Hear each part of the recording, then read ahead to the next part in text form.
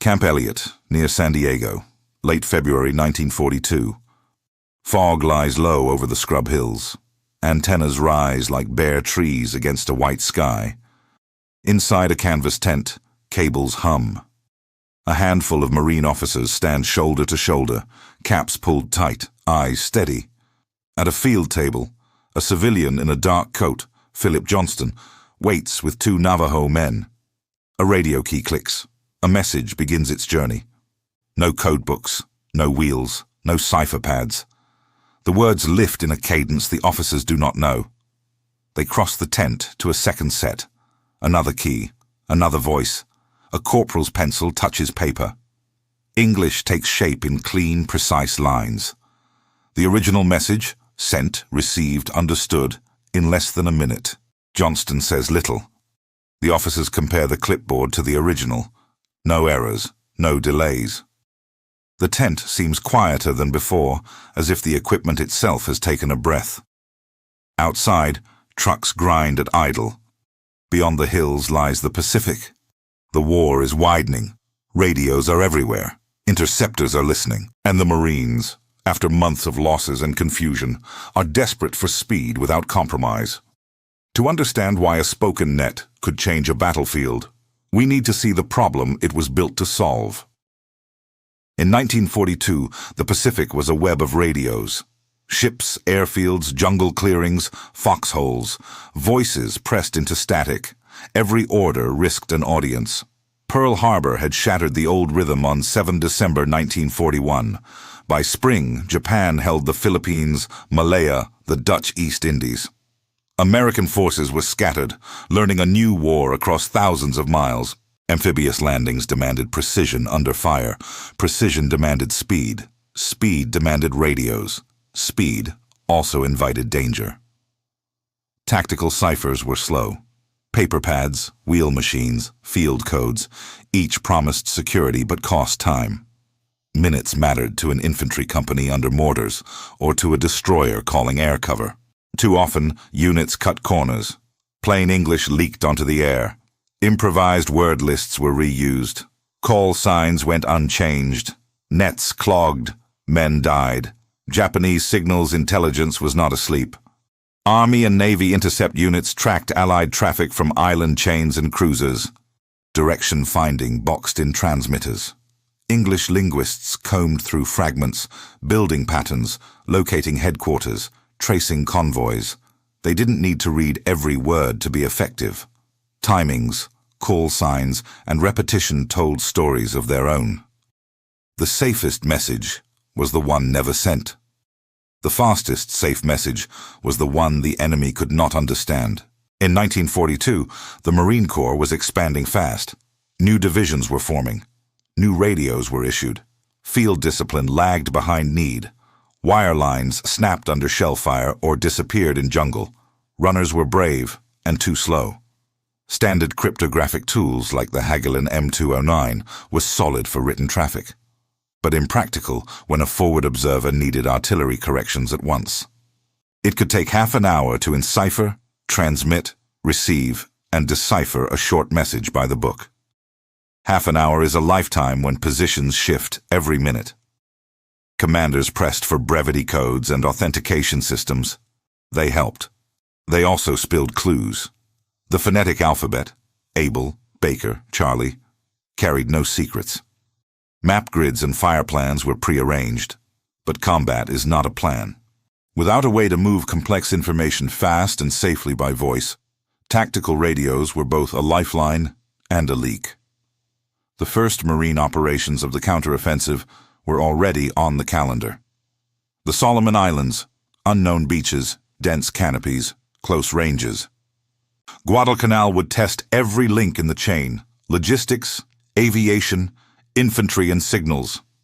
The Corps needed something it did not yet own, a method that lived in the human voice, one that required no paper in a foxhole, one that could ride the same radios and the same air and leave an interceptor with nothing useful.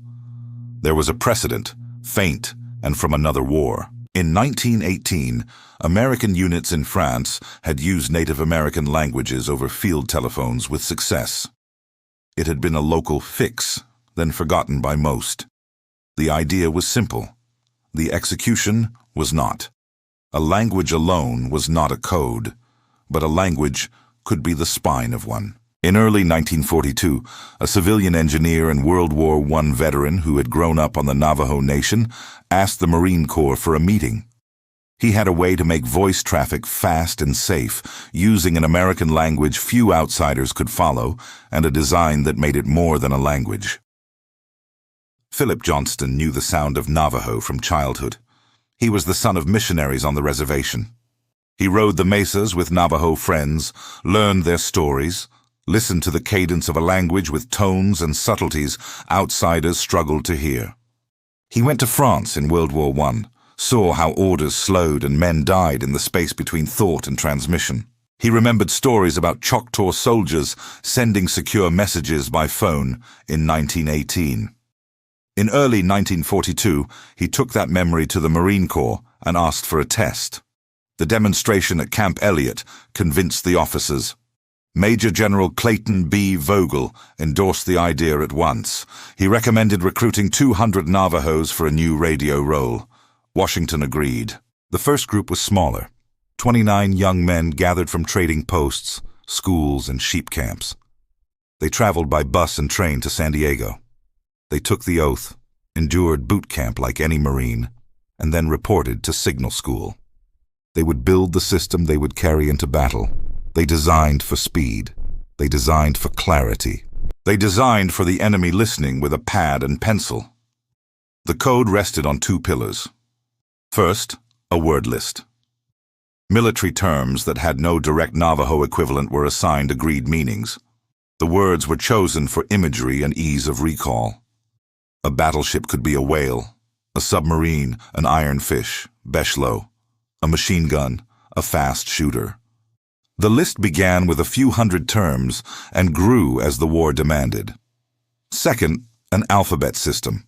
Each letter in English was linked to several Navajo words, often animal names, so that any proper noun, coordinate, or new term could be spelled out without repeating the same sound for the same letter. Multiple synonyms for each letter broke patterns and defeated frequency counting.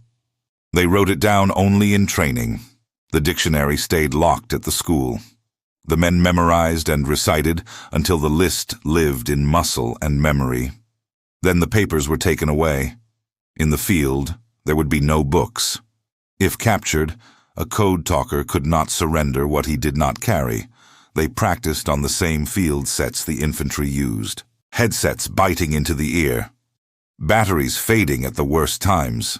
Static like rain on tin. A sender spoke Navajo, but what he spoke was code built on Navajo. The receiver translated back into plain English for his commander.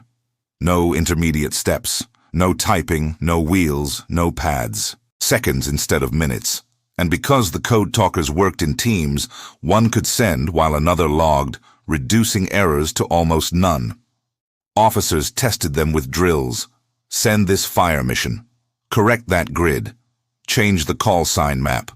The Navajo teams kept pace while others stalled over cipher charts. The results were written up. The Corps expanded the program. More recruits arrived. The training pipeline widened. The first teams were assigned to infantry regiments and artillery battalions, with a plan to place at least 2 code talkers at each critical radio. By midsummer 1942, they were on ships headed west with the 1st Marine Division. The new system would not debut in a classroom or on a calm parade ground. It would begin on a strip of contested earth called Guadalcanal, where radios failed, wire lines broke, and the night had a voice of its own. Guadalcanal, August 7th, 1942. Dawn over iron-dark water. Higgins boats grind toward a green shore. The 1st Marine Division lands under a low ceiling, the air heavy with heat and the smell of wet earth. In packs and ammo crates lie the same field sets every unit carries. On several radios, there is something new, a voice net that uses no paper and wastes no time. The Marines move off the beaches with little resistance. By afternoon, they stand on the grassy strip the Japanese began and left unfinished. They will call it Henderson Field within days. Supply lines strain, patrols spread into jungle, radios tie it together. The Navajo teams take their posts, one with a regimental command net, another at the division message center, others with artillery battalions who must fire blind through trees. Headsets on, pencils ready, a map pinned to a board by a single nail, corners curled by humidity. A call for wire cannot wait. A change in a boundary line can save a platoon. With standard ciphers, the drill is rigid. Write it, encipher it, send it, receive, decipher, clarify. Minutes pass. In that time, a patrol can vanish into a gully, or a ridge can change hands twice. On the Navajo net, the sender speaks in a steady cadence. The receiver translates into English on the fly. Commanders get what they need while they still need it. By August 12th, Henderson Field is named for a lost pilot, and the perimeter is a raw ellipse of foxholes, stumps, and mud. Night brings probing attacks. The airfield draws bombers almost daily. Each strike scrambles ground crews, the Cactus Air Force, and the anti-aircraft batteries. Across this chaos runs the quiet filament of the Navajo net. Requests for ammunition, warnings of movement, bearings for counterfire. All moved in seconds, not in the half-hour a cipher pad could consume. Japanese intercept stations hear more than enough Allied traffic around Guadalcanal. Operators at Rabaul and on cruisers in the slot log call signs and frequencies. They know when American nets come alive. They plot bearings and triangulate locations. They can tell when an artillery mission starts from the way radios flare and die. But when the Navajo net opens, they hear only a patternless flow, with repeated words that never quite repeat, animal names that do not fit, and a tempo that defeats note-taking. The recordings go to linguists. The reports come back thin. Unidentified language. Native American? A question mark remains. The first major test comes fast. The Ilu River, Tinaru, August 21st. A Japanese night assault breaks on the marine lines east of the airfield. At dawn, blinded by smoke and heat, companies need direct fire and quick shifts. The Code Talkers send grid squares and target descriptions with no pause to look up a cipher group, no delay to pad a message with filler groups to confuse analysis. Artillery lands where it should. When the field telephones fail under shell burst, the voice net bridges the break. September brings a harder trial. Edson's Ridge. September 12th, 14. Raiders and paratroopers under Colonel Merritt Edson hold a thin spine of terrain south of the airfield. The Japanese come in waves, screaming, climbing through kunai grass and burned palm. On the ridge and in the command post, messages slash back and forth. Reinforce here. Pull back 50 yards. Fire along this draw. The Navajo operators send and receive while the ground shakes. They do not consult a book. They do not pause to encipher. The ridge holds. Weeks stretch into October. The Matanikau valleys become names in a ledger of patrols and ambushes. The 11th Marines adjust their fires through fogged lenses. The Code Talkers sit with artillery liaison teams, translating corrections that make the difference between shells in a ravine and shells on a machine gun nest. When the October offensive hits the perimeter, October 23rd, 26th, the nets burn with traffic. In the largest attacks yet, darkness and rain rip the lines to pieces. Radios carry the weight. The Navajo net keeps pace.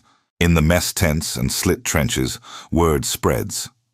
The Indian radio men move messages faster than any other method. Division staff measure the effect in results, not in theory.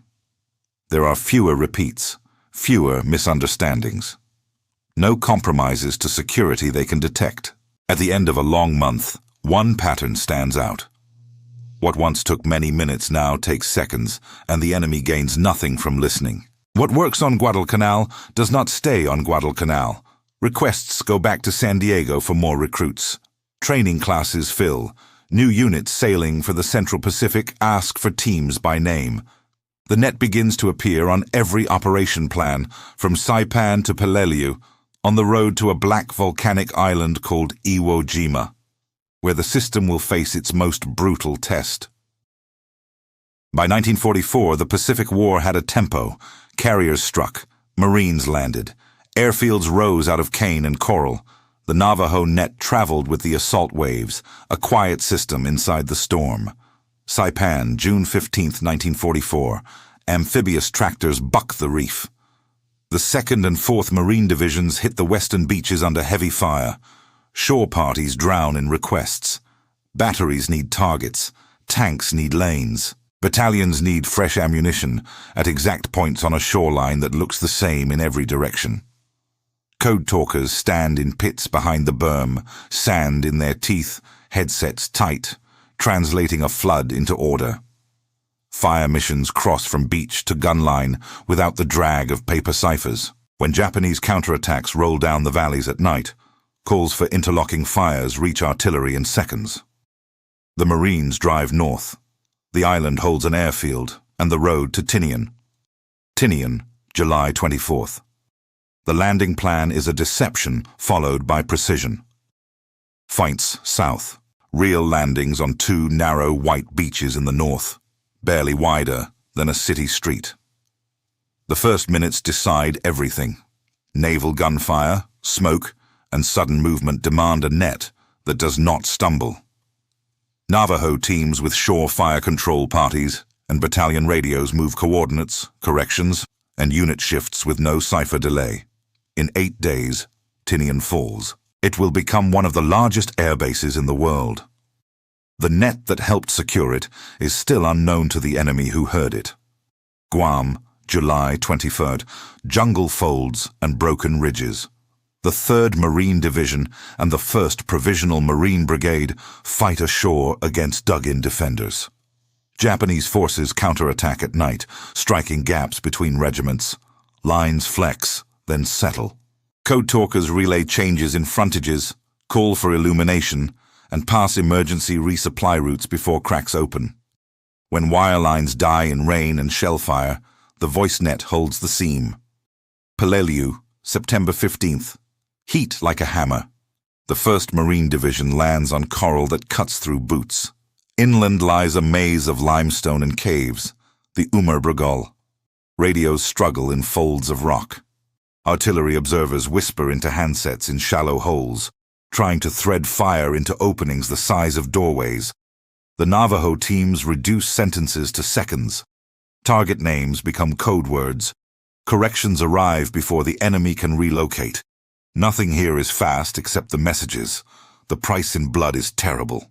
The system does what it was built to do: move orders safely under maximum pressure. By the time the fleet gathers for Iwo Jima, the Navajo program has scale. Hundreds trained. Teams embedded from division to company. Word lists expanded with new terms for weapons, aircraft, and tactics. The design remains the same.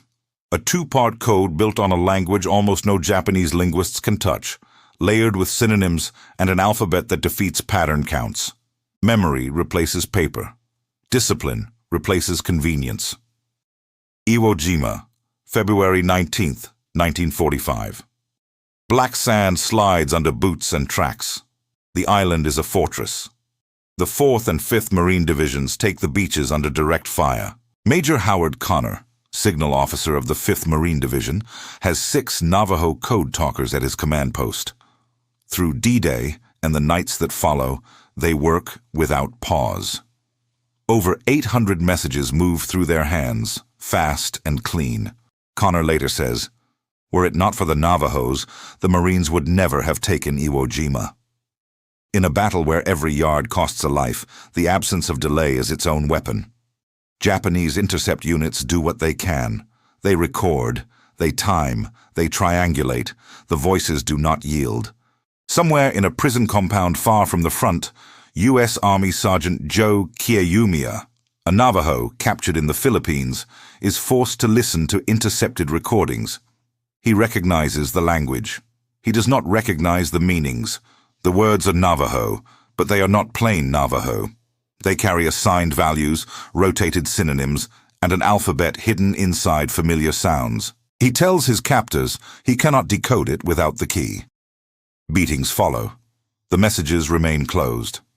In Tokyo, analysts catalog the nets they can read. English voice procedure, Chinese army traffic, Dutch and Malay remnants. They study patterns and try to build a lexicon from repeated animal names and short phrases captured off Guadalcanal, the Marianas, and Iwo. The fragments will not fit. Without a trained code talker, without the internal dictionary, without the habit of switching synonyms to break frequency counts, the system resists. It is not just a rare language. It is a code on top of a language, and it moves faster than a pencil can keep up. Spring turns to summer. On Iwo Jima, smoke coasts along the ground, hiding men who carry handsets on their backs like lifelines. Code talkers relay calls for smoke, for demolitions, for stretcher teams down to the last crater line. On the 5th day, Marines raise a flag on Suribachi. The fight goes on for weeks. The net does not fail. By Okinawa, the last great battle, Navajo teams serve across the breadth of the Pacific, their work routine, their effect visible only in the way a unit reacts in time rather than too late. When the shooting stops, the record is stark. The Japanese never broke the Navajo net, not at Guadalcanal, not in the Marianas, not on Peleliu, not on Iwo. The voices that carried a war will carry a secret home. August 1945. The Pacific grows quiet. Radios that carried fear and certainty fall to a hush. At Marine command posts from Guam to Okinawa, operators coil their lines, stack headsets, and slide grease pencils into pockets. In their logs, a strange net has no compromises to record. The numbers tell a story. By war's end, about 421 Navajo Marines had served as code talkers. Teams worked in every Marine Division and most regiments, from the first landings in the Solomons to the last heavy fights. They handled thousands upon thousands of messages, routine reports, fire missions, emergency calls, at a speed that conventional ciphers could not match. On Iwo Jima, 6 men at Major Howard Connor's post alone moved over 800 messages with complete accuracy. The pattern repeats across campaigns. The error rates stay low. The enemy gains nothing usable. What they built kept growing under fire. The original vocabulary, about 201 agreed code terms, expanded to roughly 411 by 1945. New aircraft, new ships, new tactics. The alphabet system kept its redundancy, cycling synonyms to defeat frequency counts. The rule held: no codebooks in the field. If a man fell, he carried no paper key. If a net went down, nothing written could be seized. The shield was the memory of the men on the line. Japanese signals intelligence never solved it. They heard the cadence and caught repeated animal names and short phrases. They built lists. They tried to match fragments from one island to another. Without the internal dictionary, without trained Navajo linguists, without the habit of switching terms midstream, the effort stalled. Reports filed in Tokyo and regional commands flagged the traffic as unknown. It stayed unknown until the war ended. Not every return was easy. At least 13 Navajo code talkers were killed in action. Many more were wounded. Those who came home carried the strain of jungle nights and black sand days. The GI Bill helped some start businesses, buy land, or go to school. Others returned to sheep camps and chapter houses where the war felt far away and close at once. They had served as Marines under a flag that had not always cared for them. They did not speak publicly about what they had done, even when asked. Secrecy held them quiet. The program was classified at war's end and stayed sealed for decades. The Marine Corps kept the option to reuse the system.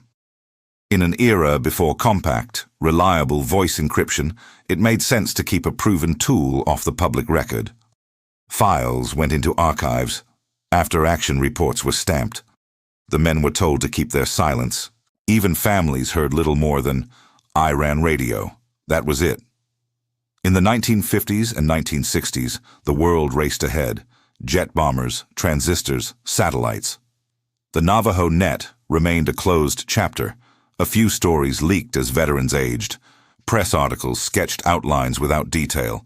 Myths grew in the gaps.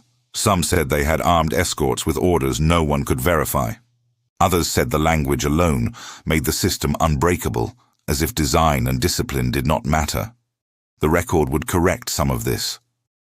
But the record was still closed. Only when classification lifted would the public see how the net was built, how it was used, and why it endured under pressure. Declassification came in 1968. The Marine Corps opened files. A training manual and the wartime dictionary, once locked in cabinets, entered archives. Reporters found veterans. Families learned what radio operator had meant. The shape of the system became public. A built vocabulary layered on Navajo, an alphabet with rotating synonyms, strict radio discipline, and a ban on carrying code books into battle. The outline matched the results noted in field logs. Speed, accuracy, silence to the enemy. Recognition followed in steps. In 1982, President Ronald Reagan proclaimed August 14th as National Navajo Code Talkers Day. Parades and school programs began to tell the story more widely. In 2000, Congress authorized congressional gold medals for the original 29 and silver medals for the other Navajo Code Talkers.